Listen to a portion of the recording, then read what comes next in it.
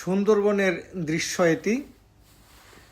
আমরা গত বছর গিয়েছিলাম সুন্দরবনে, বিজেপির সৌজন্যে সুন্দরবন ভ্রমণে গিয়েছিলাম।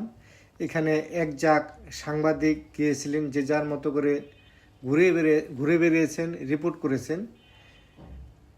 এখানে আমরা এখন যে দৃশ্যটি দেখতে পাচ্ছি, স্পিড বোট দিয়ে যাওয়ার দৃশ্য। নদীতে বসেই অনেকে যারা টিভি সাংবাদিক গিয়েছিলেন তারা কিন্তু পিটিসি দিয়েছেন।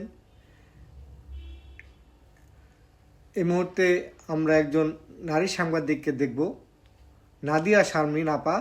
উনি ৭১ টেলিভিশনের। উনিও নদীতে বসে পিটিসি দেওয়ার লোভ সামলাতে পারেননি। ওনার পিটিসি দেওয়ার এই যে ক্যামেরাম্যান প্রস্তুত হচ্ছে, কিছুক্ষণের মধ্যে উনি পিটিসি দেওয়া শুরু করবেন। এই যে আপনারা দেখতে পাচ্ছেন অন্যান্য আরও যারা সাংবাদিক। আমরা সবাই প্রকৃতির দৃশ্য দেখে খুব আমাদের ভালো লাগছে।